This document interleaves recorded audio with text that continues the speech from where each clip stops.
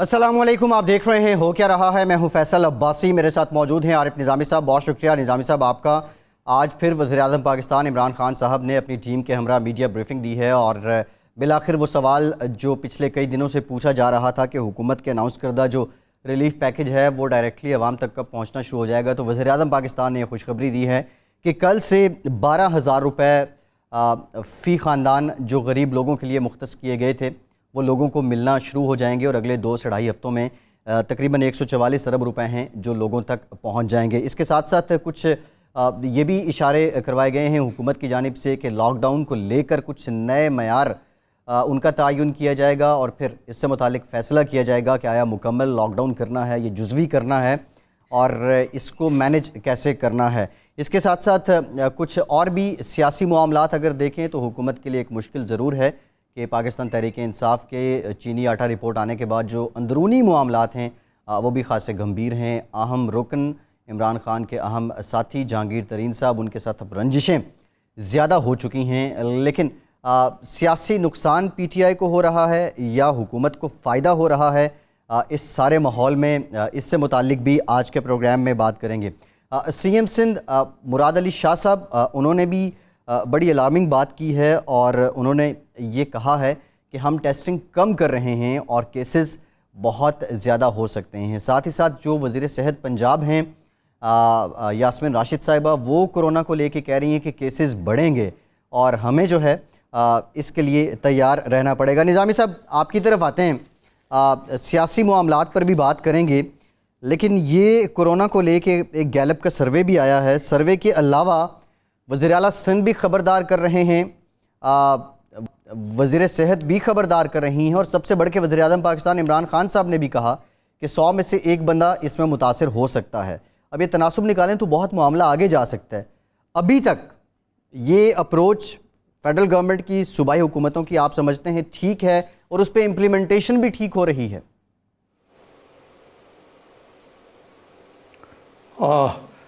अगर सब कुछ ठीक होता तो क्या कहने थे, लेकिन ठीक नहीं है। अब जाके हमें कुछ मामलात के असल नज़ाकत का एहसास शुरू हो गया है। मिसाल के तौर पे चीफ मिनिस्टर सिंध ने बड़ी अलार्मिंग बात कही है कि उन्होंने कहा पहले 27 मार्च से लेके 100 केसेस हुए तक। जी, 27 दिनों में 1000 केसेस 1000 केसेस हुए, 1000 केसेस हुए जी, और पिछले 2 दिनों में 2000 से 4000 हुए और ये 4000 में से 2000 से कुछ ज़्यादा केसेस जो हैं वो पंजाब से हैं। तो इसका मतलब है अब हम उस स्टेज पे आ गए हैं जो मल्टीप्लिकेशन शुरू हो गई है। जी और जी, पंजाब में इसकी क्या वजूहत हैं उसका तो हम जायज़ा ले सकते हैं, लेकिन इसका ज़्यादातर तल्लुक जो है वो रायबरेली जी जी, तबलीगी जमात निज़ामी साहब, ये पंजाब की बात आप कर रहे हैं। Sorry for interruption. Doctor Yasmin Rashid साहिबा ने भी हमें ज्वाइन कर लिया। डॉक्टर साहिबा, बहुत शुक्रिया आपके वक्त का। जी निज़ामी साहब, डॉक्टर साहिबा से पंजाब से मुतालिक पूछ सकते हैं। डॉक्टर साहब अस्सलाम वालेकुम। बताइए। जी वालेकुम अस्सलाम। जी ये मैं अर्ज़ कर रहा था कि ये पंजाब में एकदम केसेस वाकई स्पाइक हुए हैं और ख़ासी तादाद जो है वो 4000 कुछ में से 2000 कुछ, यानी आधी पंजाब से है। एक तो खैर बड़ा सूबा है लेकिन लाहौर जो है वर्स्ट अफेक्टेड है इसमें से। इसकी क्या वजूहत है आपके नज़दीक? मेरा ख्याल है आरिफ साहब, अभी तक तो it is not an alarming situation. वजह यह है कि अगर 2108 यानी 2108 केसेस जो इस वक्त मेरे पास उनका रिकॉर्ड सामने है, उसमें एक बहुत बड़ी तादाद जो है वो तकरीबन 1364 लोग वो हैं जो या तो तबलीगी तबा के हैं या ज़ायरीन के ग्रुप से हैं, या आपको पता है कि हमारी एक कैंप जेल में जब एक बंदा पॉजिटिव निकला और वहाँ हमने अपनी कैंप जेल के बाकी लोगों की जब की है तो वहाँ तकरीबन 58 लोग निकले। तो एक बहुत बड़ा नंबर है जो इस वक्त कन्फाइंड है and it is in quarantine. जो नंबर दूसरा है वो है 744 यानी 744। اور نیچرلی لاہور جیسے بڑے شہر کے اندر اس طرح کی انکریز تو ہم ایکسپیکٹ کر رہے تھے. It is not an exponential increase. 340 cases ہیں. یہ لاہور آپ کو پتہ ہے پہلے دن سے میں کہہ رہی تھی this going to develop as a hot area. اور پھر اس کے بعد گجرات کا علاقہ ہے, گجراوالا, اور اس کے ساتھ پھر جہلم اور راول پنڈی. یہ اگر آپ دیکھیے تو جغرافیکل پوائنٹ آف ویو سے یہ جو جی ٹی روڈ کا ایریا ہے, اس جی ٹی روڈ کے ایریا کے اندر یہ اب ہاٹ ایریاز اور ہاٹ ڈیولپ ہوئے. اور یہ خاص طور پہ ان لوگوں کا ہے جو جن کی ہم نے ٹریول ہسٹری ٹریس کی ہے, کیونکہ اس علاقے کے اندر بہت بڑے تعداد میں لوگ پاکستان سے باہر سے آئے ہیں. جو تھوڑی سی ری ایشورنگ بات ہے کہ جو لوکل ٹرانسمیشن یعنی جس کی ہمارے پاس کوئی ٹریول ہسٹری نہیں ہے, ان کی تعداد ابھی اتنی بڑی نہیں ہے. تقریباً 48 کیسز ہیں. ہم نے اس وقت ٹیسٹنگ کی سہولت بڑھا دی ہے. تقریباً 2 سے 2,500 ٹیسٹ روزانہ ہو رہے ہیں. آپ کے سامنے ہم نے 2 اپنی ٹرائیجز جو صرف اور صرف کرونا وائرس کے لیے استعمال کر رہے ہیں, جس میں ایک ایکسپو سینٹر اور ایک میو ہسپتال. تو ہم لوگوں کو انکریج کر رہے ہیں کہ آپ مہربانی کر کے اگر آپ کو شک پڑ رہا ہے کہ آپ کو کوئی کرونا جیسی سمپٹمز ہیں تو آپ یہاں تشریف لائیں تاکہ آپ کے ٹیسٹ کر سکیں. اور پچھلے 3 دنوں کے اندر کچھ 70 لوگوں کو آئسولیٹ کر کے ان کا ٹیسٹ کیا گیا ہے. تو میرا خیال ہے ابھی تو I would not call it an alarming situation, اور میرا خیال ہے کہ لاک ڈاؤن سے ڈیفینیٹلی ہماری بہت بڑی مدد ہوئی ہے. جی اچھا, یہ اگر یہ جو تبلیغی جماعت کے یہ جو اجتماع سے ہوا ہے, ایک دوسرے ڈی جی خان میں خاصے کیسز ہیں, وہ کہاں سے آئے ہیں؟ دیکھیے جی, ڈی جی خان کے جو کیسز ہیں یہ تو بیسکلی ان جو ہمارے تفتان کے علاقے کے لوگ تھے, زائرین جو ہیں, یہ ان کے کیسز ہیں اور کوئی سیپریٹ کیسز نہیں ہیں. اس کے اندر پچھلے دنوں میں ایک بات ضرور ہوئی کہ ایک جو ہمارے ڈاکٹر کام کر رہے تھے کوارنٹین کے اندر, وہ واپس ڈی جی خان میں جب ہاسٹل میں گئے ہیں تو ان کی وجہ سے 13-14 ہمارے ڈاکٹرز اور انفیکٹ ہو گئے, اور ان کو اس وقت ہم لوگوں نے کوارنٹین کیا ہوا ہے, اور الحمدللہ ان میں بھی کوئی سمٹمز نہیں ہیں. ایک چیز جو میں ضرور آپ کے پروگرام کی وضاحت سے کہنا چاہوں گی وہ یہ ہے کہ اس وقت ہماری جو اسپریڈ ہے اس ڈیزیز کی, وہ خاص طور پہ جوانوں کی تعداد زیادہ ہے, وچ از اے لٹل انکریجنگ, اس وجہ سے کہ ان کی قوت مدافعت باقیوں کے مقابلے میں بہتر ہوتی ہے. اور اس وجہ سے اس وقت جو ہمارے پاس کرٹیکل کیسز ہیں وہ تقریباً 7 ہیں. جو ابھی دیکھا گیا ہے کہ جو 16 ڈیتھس ہوئی ہیں پنجاب کے اندر, اس کے اندر میجورٹی جو تھے وہ لوگ تھے جو 60 سال کی عمر سے زیادہ ہیں. تو ہم نے تو ایک باقاعدہ نئی مہم چلائی ہے جس میں ہم چاہ رہے ہیں شعور پیدا کرنے کی کہ آپ مہربانی کر کے بزرگوں کو گھر پہ رکھیے, گھر سے باہر مت آنے دیجیے. ان کا خاص آپ نے ان کی حفاظت کرنی ہے, کیونکہ کسی بوڑھے آدمی کو جو 60 سال سے عمر سے زیادہ ہے اگر یہ وائرس لگے تو ان کے لیے زیادہ خطرناک ثابت ہو سکتی ہے بنسبت کسی جوان انسان کے لیے.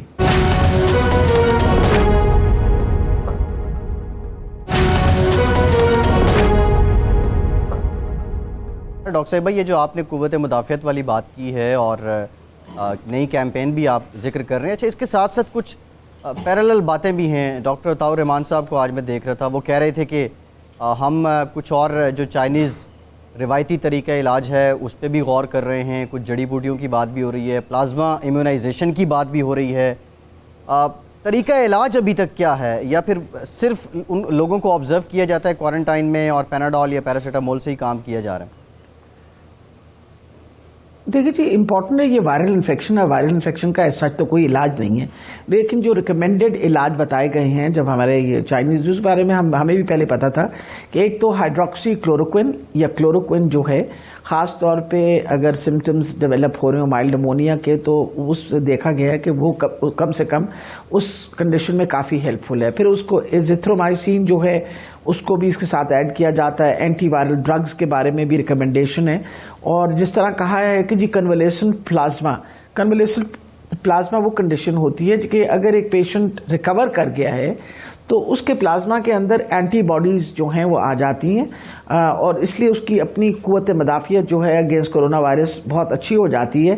اگر ہم وہ کنولیسن پلازما لے لیں تو ہم پیسو ایمونائزیشن یعنی جس بندے کو کرونا ہوا ہے اگر اس کو ہم دیں خاص طور پہ جن کی کرٹیکل کنڈیشن ہے تو اس کے اندر امپروومنٹ دیکھی گئی ہے. اس کے اوپر بھی ہم کام کر رہے ہیں, لیکن ہم نے اپنے جو مریض جو مائلڈلی ال مریض ہیں ان سب کو کلوروکوئن اور ہائیڈروکسی کلوروکوئن کے اوپر ڈالا ہوا ہے, کیونکہ اب تو کافی پیپر سامنے آ گئے ہیں جنہوں نے بتایا کہ کافی حد تک اس ڈیزیز کی جو سیریس ہونے میں روکی جا سکتی ہے تو وہ یہ دوائی ہے. تو اس وقت تو we are using all these medicines. جہاں تک جڑی بوٹیوں کا مسئلہ ہے, مقصد یہ ہے کہ جی ہربل میڈیسن بھی ہمیشہ جو ہے اٹ ہیز آلویز ہیڈ ایک لیٹرل اس کا ایک رول رہا ہے. جیسے ہومیوپیتھک میڈیسنز ہوتی ہیں, بہت سارے لوگ جو ہومیوپیتھک میڈیسنز جو ہیں وہ بھی استعمال کرتے ہیں. امپورٹنٹ یہ چیز ہے کہ ہے یہ وائرل انفیکشن ایز سچ, اس کے خلاف تو سگنیفیکنٹلی کوئی اور نہیں. جہاں تک امیونائزیشن کا تعلق ہے, ایکٹیو امیونائزیشن تو جب تک ویکسین سامنے نہیں آئے گی we will not be in a position to give any active immunization against this particular virus. جی نظامی صاحب. اچھا, یہ ڈاکٹر عطاء الرحمان جو ہیں, سب سے پہلے تو ان کی جو اسپیشلائزیشن ہے وہ کیمیکل ہے غالباً, یہ کوئی میڈیکل ڈاکٹر تو نہیں ہے. تو یہ محترمہ یہ وقت ہے کہ ہم نئے نئے تجربے کریں, یا ایک ایمرجنسی کی صورتحال ہے جو اس وقت مستعمل میڈیکل سائنس کے مطابق چیزیں اور جو کارآمد ثابت ہو رہی ہیں ان کو ہی استعمال کریں؟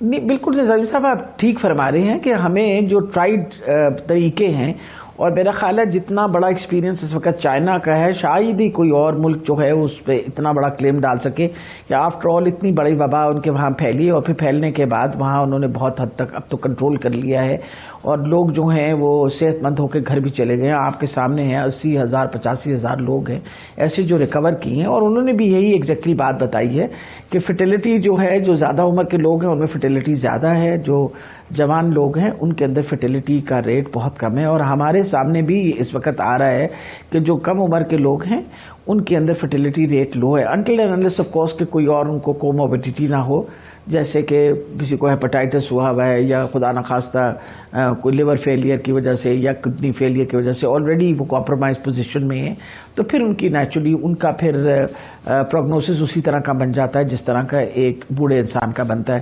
لیکن ادروائز جو آپ نے فرمایا وہ بالکل صحیح فرمایا ہے کہ جو ہماری ٹیسٹڈ ٹرائڈ طریقے ہیں جو ہمیں ریکمینڈ کیے گئے ہیں ہم وہی ٹرائی کر رہے ہیں. لیکن جہاں تک ہربل میڈیسنز کا تعلق ہے, homeopathic medicines always use as an adjuvant, اگر استعمال بھی ہو گئی تو میرا خیال ہے اگر فائدہ نہ دیا تو نقصان بھی کوئی نہیں دے گی. جی ہاں, صحیح, یقیناً. اچھا محترمہ, یہ ایک آپ نے جو بہت بڑا ایلیمنٹ بتایا ہے, آپ کے جو فگرز ہیں اس میں ہمارے جو مذہبی ایلیمنٹ ہے, چاہے وہ تبلیغات ہو یا تفتان سے آ رہے ہوں ظاہرین, وہ ہے. لیکن ہمارے جو بعض سیاسی رہنما ہیں, جس طرح پرویز الہی ہیں, انہوں نے شدید احتجاج کیا کہ جی یہ بڑی زیادتی ہو رہی ہے.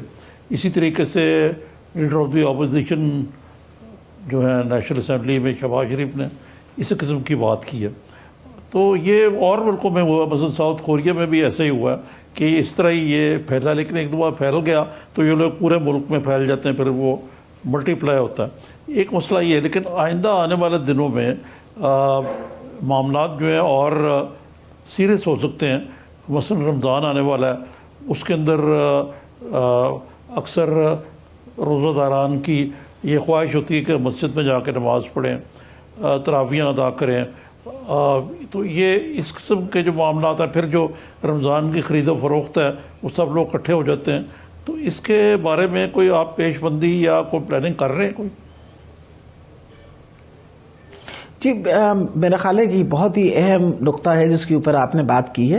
امپورٹنٹ یہ ہے کہ دیکھیں جتنے ہمارے ریلیجس لیڈرز ہیں, ہمارے پریچرز ہیں, تبلیغی جماعت کے جو ہمارے لوگ ہیں, ہم ان کی بڑی عزت کرتے ہیں, بہت اچھا کام کرتے ہیں, اسلام کا پیغام ہر لوگوں تک پہنچاتے ہیں. لیکن سچویشن اس وقت ساری دنیا میں آپ دیکھیں کس طرح کی ڈیولپ ہوئی ہوئی ہے کہ ایک وائرس ہے, خاص طور پہ اس کی وجہ سے وائرس پھیلتی بہت تیزی سے ہے, اور پھیلنے کے بعد پھر سب سے بڑی بات ہے بوڑھے لوگوں پہ اس کا بہت ایڈورس افیکٹ ہے، فرٹیلیٹیز بہت زیادہ ہو رہی ہیں. اور دیکھیے ہم مسلمان ہونے کے ناطے اللہ تعالیٰ نے بھی حکم دیا ہوا ہے کہ جو آپ کی زندگی ہے اس سے بڑی، اور میں آپ کو جان کے علاوہ بہت بڑی نعمت ہے جس کی ہم نے ہر طریقے سے خیال کرنا ہے. ان چیزوں کو مد نظر رکھتے ہوئے آپ کے سامنے ہے کہ اس وقت آپ کو پتہ ہے کہ خانہ کعبہ کا طواف نہیں ہو رہا، عمرہ روک دیا گیا ہے. مسجد نبوی کے اندر نماز جب پڑھائی جاتی ہے تو چند لوگ اس کے اندر موجود ہوتے ہیں. اگر وہاں جہاں ساری دنیا کا مسلمان اکٹھا ہوتا تھا وہاں پہ پابندی لگ گئی ہے، تو میرا خیال ان چیزوں کو ہمیں خیال کرنا چاہیے کہ اللہ تعالیٰ کے ہی حکم کے مطابق ان چیزوں کا خیال کرنا چاہیے، خاص طور پہ جہاں وبا پھیلی ہو. حضرت محمد صلی اللہ علیہ وسلم نے کہا تھا کہ وہاں پرہیز کریں جانے سے، تو ان چیزوں کا تو خیال کرنا پڑے گا. اور ہم امید رکھتے ہیں کہ انشاءاللہ لوگ اب سمجھ رہے ہیں اس بات کو، اور رمضان کے مہینے کے اندر ان چیزوں سے بھی ہمیں گریز کرنا پڑے گا. وجہ یہ ہے کہ نماز اور عبادت اور جہاں تک تراویحیں ہیں ہم گھر سے بھی پڑھ سکتے ہیں. اس پہ وہ والی بات ہے کہ پڑھنے کی نیت ہونی چاہیے، اللہ تعالیٰ قبول کرے گا. ہمیں کوشش یہ کرنی چاہیے کہ یہ وبا کو جتنے حد تک ہم روک سکتے ہیں اس کو روکیں. اور ہمارے جو علماء وغیرہ ہیں وہ سب ہمارا ساتھ دے رہے ہیں. اور آپ کو پتہ ہے کہ جمعے کی نماز کے اوپر بھی بہت حد تک لوگ جو ہیں وہ اب کم سے کم ہوتے چلے گئے ہیں. اور ہم امید رکھتے ہیں کہ اگلے 3-4 ہفتوں میں اگر ہم سچویشن کو تھوڑا سا کنٹرول رکھیں تو حالات بہت بہتر ہو جائیں گے. ٹھیک ہے. اچھا ڈاکٹر صاحب ایک بریک لیتے ہیں، بریک کے بعد ذرا اس پہ بھی بات کریں گے کیونکہ 14 اپریل کے لاک ڈاؤن کی نوعیت جو ہے وہ بدلنے کی بات ہو رہی ہے. تو پنجاب میں بالخصوص کیا غور کیا جا رہا ہے کہ کون سے SOPs ہیں جو رکھے جائیں گے 14 اپریل کے بعد جو لاک ڈاؤن ہوگا یا نہیں ہوگا. بریک کے بعد اس پہ بات کرتے ہیں، ہمارے ساتھ رہیے.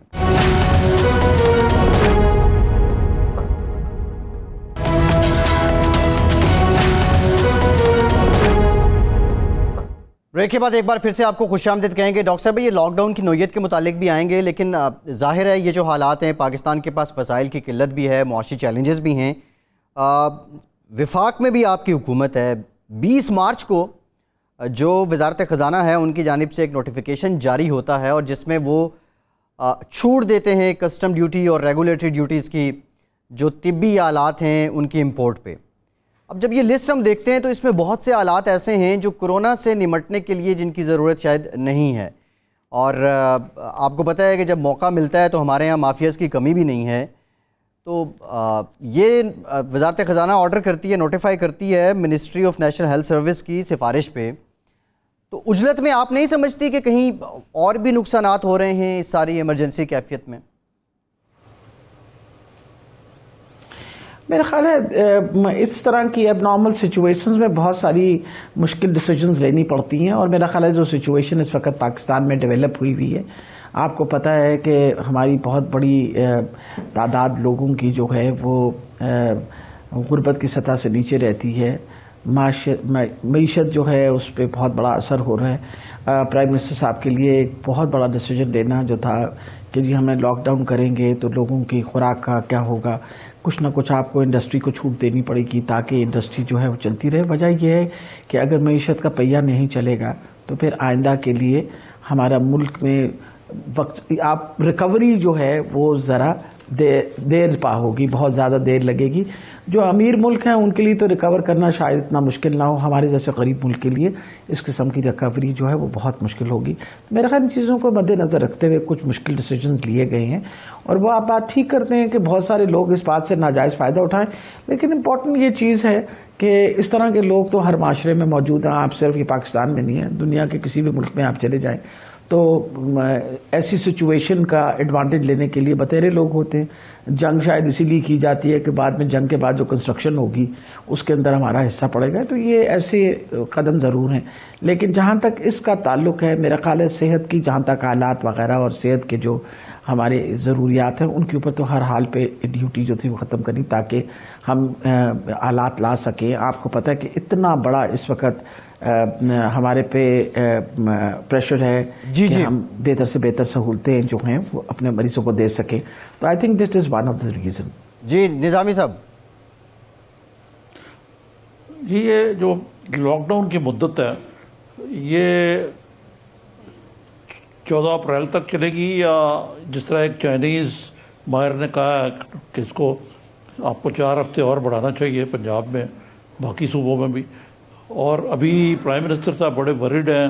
انہوں نے فرمایا کہ جی اتنے لوگوں کو، پاکستان کے لوگ جو ہیں ان کو کھانا کیسے پہنچے گا اگر وہ باہر نہیں جائیں گے، بے روزگاری، غربت. یہ اس کے ہیومن اسپیکٹ تو ہے، لیکن دوسری طرف یہ ہے کہ جہاں جان کا خطرہ ہو وہاں باقی چیزیں تو اسٹیٹ کو پرووائڈ کرنی پڑیں گی. تو اس سبب میں کیا یہ ٹریڈ آف ہے، پنجاب حکومت کیا فیصلہ کرنے جا رہی ہے؟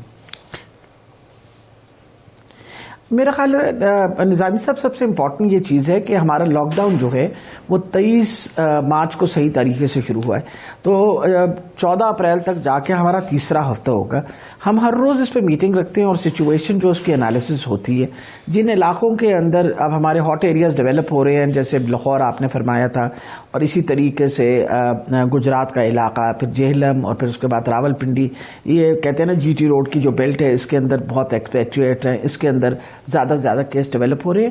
ایریاز کو علاقوں میں کیسز کو دیکھتے ہوئے اور کیسز کی نوعیت کو دیکھتے ہوئے ہم لوگ کچھ ایریاز جو ہیں ان میں بہت اسٹرکٹ لاک ڈاؤن کیا گیا. جیسے آپ کو پتا ہے رائیونڈ کے اندر، رائیونڈ کے اجتماع کے بعد، کیونکہ وہاں کافی پھیلاؤ تھی ڈیزیز کا، تو آپ کو پتا ہے مکمل طور پہ لاک ڈاؤن کیا ہوا. تو اس لیے حکومت ہر چیز کو کنسیڈر کر رہی ہے کہ ابھی 15 اپریل تک تو چلے گا، سچویشن کو انالائز کیا جائے گا. کچھ ایریاز کے اندر جہاں کیسز زیادہ ہوں گے وہاں سختی سے لاک ڈاؤن کیا جائے گا، جہاں کم ہوں گے کیسز وہاں آہستہ آہستہ ایز آؤٹ کرنا پڑے گا. وجہ یہ ہے کہ پرائم منسٹر صاحب کی کنسرن بالکل جائز ہے، کیونکہ لیکن یہ میں بتا رہی ہوں آپ کو ایک کانسٹنٹ سچویشن انالیسس ہو رہی ہے. اور اگر ہمیں ذرا سا بھی لگا کہ ہمارا لاک ڈاؤن کھولنے سے سچویشن خراب ہوگی تو یقیناً وہ جو آپ نے فرمایا ہے زندگی کو اور جان بچانی جو ہے وہ ہمارے لیے سب سے زیادہ اہم ہوگی بنسبت کسی اور چیز کی. اور انشاءاللہ پوری کوشش کرے گی کہ حکومت جن لوگوں کی اس وقت روز معاش جو ہے اس کے اوپر بڑا مسئلہ بنا ہوا ہے کہ وہ بھی مسئلے ہم ان کے حل کریں. جی ٹھیک ہے، بہت شکریہ ڈاکٹر یاسمین راشد صاحبہ، بہت شکریہ آپ کے وقت کا. نظامی صاحب، ایک رپورٹ آئی ہے چینی اور آٹے کی، خبریں یہ ہیں کہ ایک رپورٹ اور آنے والی ہے، اور پھر 2007 سے آنورڈ جو قرضے لیے گئے اس سے متعلق جو کمیشن بنایا گیا تھا وہ رپورٹ دینے والا ہے. اب یہ تو رپورٹ آئے گی تو پتہ ہوگا، لیکن اب تک جو اس کی کچھ کہہ لیں کہ لب لباب سامنے آ رہا ہے، اس میں 2-3 چیزیں، کک بیکس پہ اس میں کافی کچھ ہوگا، کاسٹ اوور رن پہ خاصا کچھ ہوگا، کچھ اہم پروجیکٹ ہیں جن کو انہوں نے کنسیڈر کیا ہے، اور یہ پیسہ کیسے آگے پیچھے ہوتا رہا اب یہ کمیشن اپنی رپورٹ دے گا. رپورٹیں جب بھی آئی ہیں پاکستان میں کمیشنز کی یا انکوائری کمیٹیز کی، تو اس کے سیاسی اثرات بڑے دور رس ہوئے ہیں. یہ جو آنے والی رپورٹ ہے اس کا اثر کیا ہو سکتا ہے؟ وہی آپ چھوڑیں، یہ کک بیکس جو ہیں یہ تو زیادہ تر پبلک سیکٹر کے اندر ہے نا، سیاسی لیول پہ ہیں. وزراء کی ہیں یا اس زمانے میں جو مدار المعام تھے، جو ڈیسیشن میکرز رہے ہیں، کک بیکس ہوں یا قرضے ہوں. اور قرضے لینے میں تو ہماری حکومتیں کو کسی سے پیچھے نہیں رہی. جی، وہ جو کہتے ہیں نا بینک فار بکس، یہ جو قرضے ملے ان سے پاکستان میں کیا ترقی ہوئی اس کا اندازہ اس سے کر سکتے ہیں کہ جنرل مشرف اور اس سے پہلے جنرل ضیاء کے دور میں جو کچھ آیا یہاں امریکہ کا پٹھو بننے کے عوض میں ملا، وہ کہیں آپ کو آن گراؤنڈ نظر آتا ہے؟ کوئی انفراسٹرکچر پروجیکٹ بنا، اور جو انفراسٹرکچر پروجیکٹ بنے بھی یہ عامروں کے دور میں خاص طور پہ ان کا حال آپ دیکھیں. مثلا نندی پور کا 400 میگا واٹ کا پروجیکٹ جو ہے وہ 2005 میں اس کا تخمینہ تھا $329 ملین. جی 2008 میں نظامی صاحب بڑھتے جب تک وہ 2008 میں جی بڑھتے وہ جناب جب اس کا میاں نواز شریف نے افتتاح کیا 2014 میں، وہ 847 ملین ڈالر تک بڑھ چکا ہوا تھا. اور کوسٹ ڈالر جی، اور 65 ارب روپے اس کی کاسٹ اوور رن تھی. کہا جاتا ہے کہ اس زمانے میں جو پیپلز پارٹی کا دور تھا، وزیر قانون تھے بابر اعوان، جو اب پارلیمنٹری افیئرز کے وزیر بنے یا مشیر بنے. یہ اور بات ہے کہ وہ پارلیمنٹ کے رکن ہی نہیں ہیں جس پارلیمنٹ کے امور کو دیکھیں گے. 4 مرتبہ ان کو مختلف سمریز بھیجی گئیں اس حوالے سے، لیکن ان کا کچھ نہیں نکلا. بعد ازاں وہ تو بری ہو گئے. راجہ جو ہمارے وزیر بھی رہے، سابق وزیر اعظم بھی رہے، راجہ پرویز اشرف وہ ابھی تک اس معاملے میں دیجیے دھرے گئے ہوں. تو یہ چیزیں جو ہیں یہ دیکھنے کی ہیں. یہ بڑی اچھی بات کی ہے پرائم منسٹر صاحب نے کہ اس بارے میں جو ذمہ داری کا تعین ہو, اور لیکن وہ دیکھنا پڑے گا ان کو, ان کے دائیں بائیں بھی اسی مائنڈ سیٹ کے لوگ جو ہیں وہ بیٹھے ہوئے ہیں. جی تو پھر نظامی کیا صاحب, اس میں کیا جواب دہی کا سسٹم ہوگا؟ نظامی صاحب, پرائم منسٹر صاحب جس ڈگر چل نکلے ہیں اس کو اگر دیکھیں جہانگیر ترین صاحب پہ یہ وقت آ سکتا ہے, پھر بابر اعوان صاحب تو ان کے لیے تو ہو سکتا ہے پرائم منسٹر صاحب جو ہیں زیادہ سخت ہو جائیں. تو جس طرح وہ شفافیت کو لے کے ساری کشتیاں جلا چکے ہیں, یہ مستقبل کیا ہے نظامی صاحب جہانگیر ترین صاحب اور عمران خان صاحب کے تعلق کا؟ سب سے پہلے تو جہانگیر ترین صاحب کا ذرا کیس بابر اعوان سے تو مختلف ہے. ان کو ادھر نہ بلایا, ان کو پر الزام لیا کہ ان کو سبسڈیز ملی. اب کل ہمارے پروگرام میں رانا ثناء اللہ تھے, اگر آپ ان کا کلپ دکھا سکیں تو. جی فبیا نہیں تو ناسی. انہوں نے کہا سبسڈیز سب حکومتیں دیتی رہی, ہم بھی دیتے رہے. جی اب سبسڈیز جو ہیں وہ ملی کو انہوں نے مجبور کر کے لی. اسد عمر جو ان کے سیاسی مخالف ہیں, انہوں نے زبردستی جہانگیر ترین صاحب کو وہ دی سبسڈیز. پنجاب نے ایکسپورٹ سبسڈی دی, یہی حکومت تھی. تو یہ چیزیں تو حکومتوں کے اپنی جملہ کمزوری ہے, اور subsidies part of the system اگر ہے اور سارے شعبوں میں دی جا رہی ہے, تو اس مسئلے پہ شاید جہانگیر ترین کو پن ڈاؤن کرنا مشکل ہوگا. اس کے پیچھے اور عوامل ہے سیاسی, جس کا اگر آپ کہیں تو میں ذکر کر دیتا ہوں, نہیں تو بریک کے بعد بھی بات ہو سکتی ہے. جی نہیں, آپ نظامی صاحب کریں. ہاں, میں یہ عرض کر رہا تھا کہ اس کے پیچھے یہ ایک خان صاحب کی اور جہانگیر ترین صاحب کی جو کیمسٹری ہے, میرا خیال ہے اس میں کوئی فرق آ گیا. اور جب جہانگیر ترین صاحب مدار المعام تھے تو کہا جاتا تھا کہ وہ ڈپٹی پرائم منسٹر ہیں. یہ جتنے آپ کو ارد گرد نظر آتے ہیں جن کو آپ لوٹے کہتے ہیں, یہ انہی کی طفیل شامل ہوئے.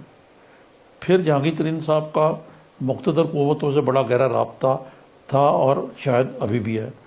اب اگر ان ساری باتوں کو مد نظر رکھیں تو میں یہ کہوں گا کہ جہانگیر ترین صاحب کوئی چینی کی وجہ سے نہیں, کوئی پار پالیٹکس کی نظر ہو گئے ہیں یا ہوتے جا رہے ہیں. یہ بات میں اتفاق نہیں کرتا شیخ رشید سے کہ جی یہ ایسے ہی بس جہانگیر ترین اور خان صاحب کی کوئی تھوڑی بہت اونچے نیچی ہوگی, بار بھال رہے ہیں کہ تعلقات ویسے ہی جیسے کہ پہلے تھے. میرا خیال ہے پہلے والی بات جو ہے وہ ہونا مشکل ہے بہت.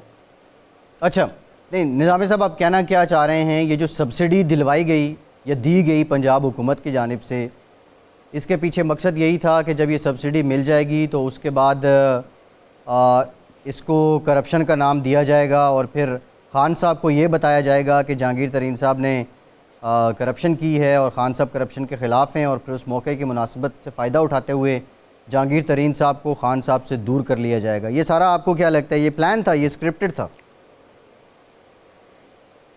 یہ تو آپ کی خواہش ہو سکتی ہے. دیکھیں نا, اس میں 2-3 باتیں جو ہیں وہ بڑی اہم ہیں جس کو مد نظر رکھیں آپ, کہ ای سی سی کی میٹنگ میں ایکسپورٹ کرنے کا فیصلہ کی جاتا ہے چینی کی 1 ملین ٹن غالباً, جی یا جتنی بھی تھی. وہ وہاں پہ مدار المعام ای سی سی کے اس فائنانس منسٹر کون تھے؟ اسد عمر صاحب. اسد عمر صاحب, جی. پھر کیبنٹ ان کو اپروو کرتی ہے. اب کیبنٹ نے یا پرائم منسٹر اپروو کرتے ہیں جو کیبنٹ کے مظہر ہے. اچھا, پھر ایکسپورٹ سبسڈی پنجاب سے دی جاتی شوگر کو. وہ عثمان بزدر صاحب چیف منسٹر ہیں, جو سب کو معلوم ہے کہ وہ چیف منسٹر تو ہیں, لیکن وہ کوئی قدم جو ہے وہ اپنے باس پرائم منسٹر سے پوچھے بغیر نہیں لیتے. ایک جی دوسری بات یہ ہے کہ کیا یہ سبسڈی صرف ترین صاحب کو ملی؟ یہ خسرو بختیار کو بھی ملی، یہ تیسرے ایک اور بڑے گروپ ہے اس کو ملی، چوتھے کو ملی، پانچویں کو ملی، سب کو حسب حیثیت ملی۔ پھر اس کا تعلق جو لاجک دیا جاتا ہے کہ اگر چینی کی لاگت مہنگی ہے تو ان کو ایکسپورٹ کرنے کے لیے سبسڈیز دیں گے تو وہ لگا نہیں کھائے گی، ایکسپورٹ نہیں ہو سکے گی۔ لیکن جو اصل بات ہے وہ پنجاب کے جو وزیر زراعت ہیں، سمیع صاحب، سمیع اللہ ان کا نام ہے، انہوں نے جو آج بھانڈا پھوڑا ہے، انہوں نے کہا یہ کہ میں نے تو ایکسپورٹ کی مخالفت کی تھی، جی جی، لیکن یہ جو سو کالڈ تحقیقاتی کمیٹی ہے انہوں نے ان کو بلانے کا زحمت ہی نہیں گوارا کی، اور انہوں نے وہ کہتے ہیں کہ میں نے لکھ کے کہا تھا کہ یہ مت کریں، اس سے بہتر ہے کہ آپ یہ ایکسپورٹ سبسڈی دینے کی بجائے پنجاب میں یہ آپ لوگوں کو بینیفٹ دیں، کنزیومرز کو، تو ان کی بات نہیں مانے گی۔ اصل سکینڈل تو یہ ہے۔ جی بریک کے بعد اسی سے متعلق مزید بات کریں گے، ہمارے ساتھ رہیے۔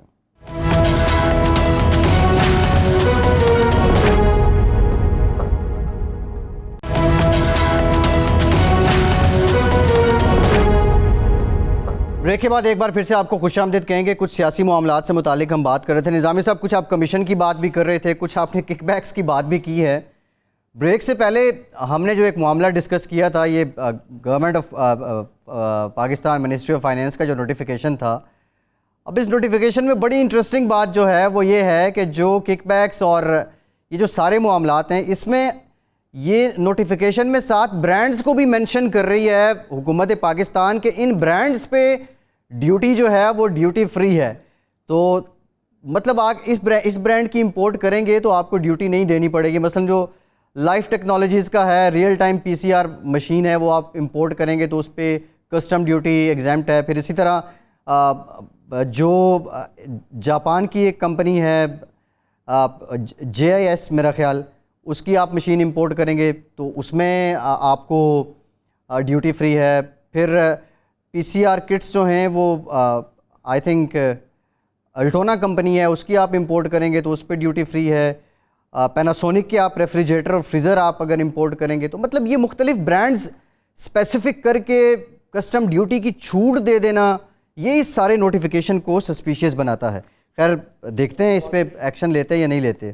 تو جی نظامی صاحب، بات یہ ہے کہ کیونکہ یہ سارا معاملہ ہنگامی بنیادوں پہ کیا جا رہا ہے تو کسی نے یہ فائدہ اٹھایا ہوگا کہ یہ فیصلہ کیا ہوگا کہ یہی برانڈ جو ہے یہ بیسٹ ہے۔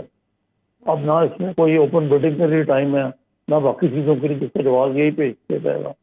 اب یہ تو جو ذمہ داران ہیں فائنانس منسٹری کے اور جو بیوروکریسی ہے ان کو یہ دیکھنا پڑے گا۔ پرابلم صرف یہ ہے کہ جو اس میں 2 حصے ہیں، ایک تو وہ ہے جو کہ سامان فوراً ایمرجنسی میں آنا ہے، جی بڈنگ میں چکر میں پڑ گئے تو، اور ایسی باقی سرکاری ریٹیزم کا شکار ہو کے وہ پھر جب کرونا وائرس کا وقت گزر چکا ہوگا تب آئے گا۔ لیکن جو باقی اگر ان نیسسری ہیں تو ان کو اس چیز سے نکال دینا چاہیے۔ جی جی بالکل، معاملہ جو ہے یہ تو حکومت کو خود کرنا چاہیے۔ جی بالکل ٹھیک ہے، بالکل ٹھیک ہے۔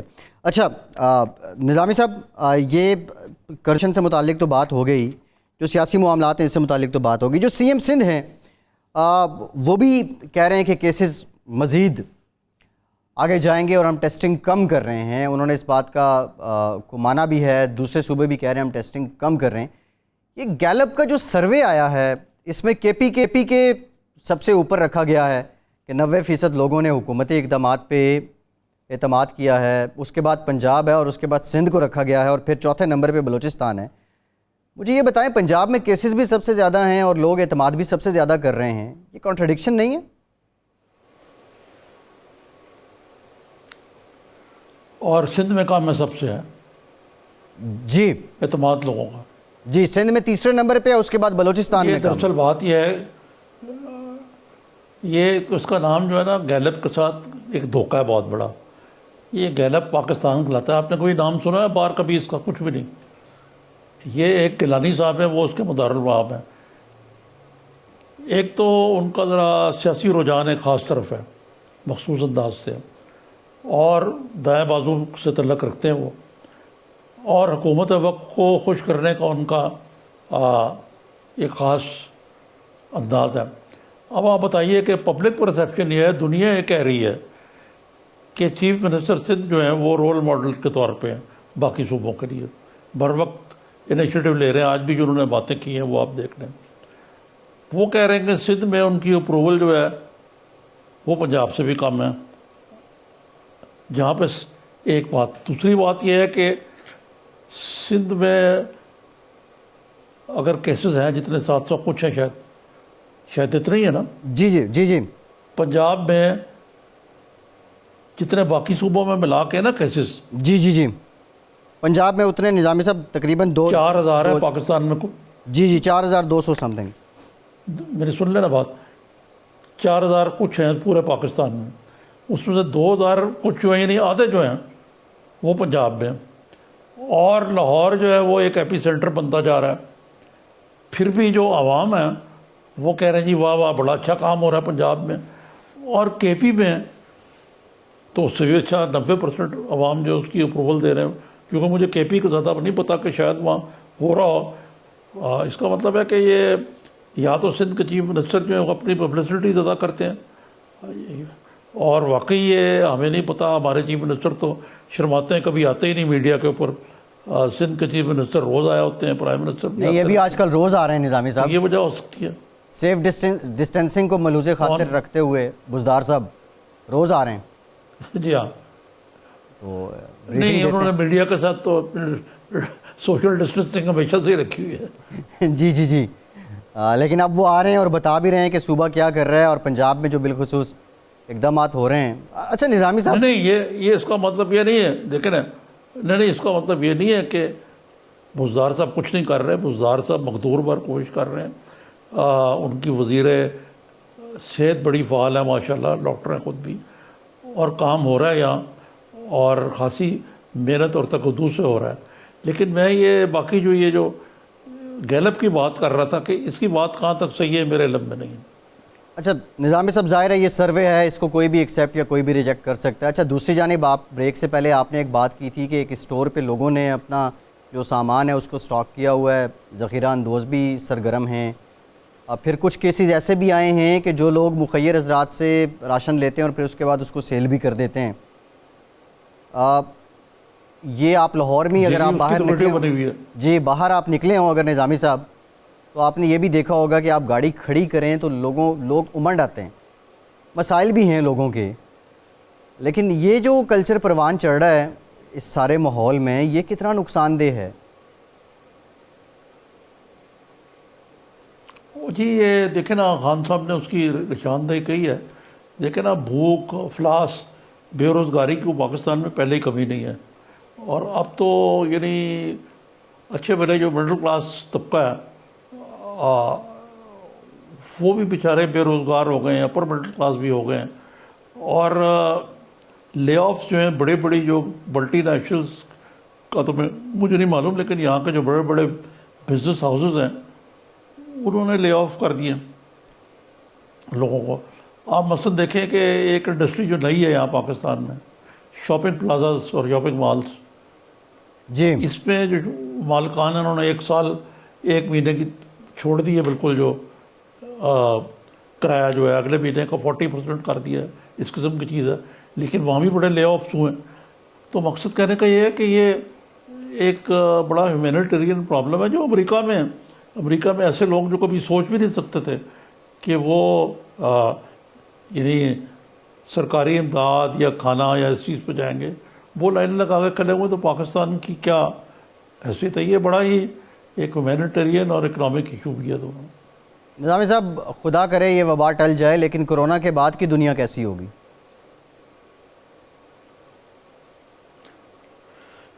دیکھیں، ایک تو بات، آج فرانس میں تو آفیشلی ریسیشن جو ہے انہوں نے مان لی ہے. امریکہ کا حال بھی اس سے پتلا ہے، برطانیہ کا بھی یہی حال ہے. کرونا کے بعد دونوں چیزیں ہو سکتی ہیں، یعنی بزنس اپرچونٹیز بھی ہو سکتی ہیں اور ری بلڈ کرنے کا موقع بھی ہو سکتا ہے، اور ایک دم اکانومی کو بوسٹ بھی مل سکتا ہے. یہ چیزیں اگر ہماری حکومت جو ہے اکنامک پالیسی سے. جی لیکن یہ میں دیکھیں نا، یہ میں کہتا چلوں کہ ابھی یہ مثلا سیمنٹ کی انڈسٹری کہتے ہیں کہ وہ ریوائیو جی جی جی وقت ختم ہو گیا نظامی صاحب. جی نظامی صاحب سیمنٹ کی انڈسٹری کس طرح ریوائیو ہوگی؟ جی جی یعنی کنسٹرکشن کی کس طرح ریوائیو ہوگی جب لوگ آئے نہیں بالکل سکیں ٹھیک. لاک ڈاؤن کی وجہ سے؟ نظامی صاحب اس میں آئندہ پروگرام میں دیں گے. بہت شکریہ آپ کا. آج کے پروگرام سے اتنا ہی.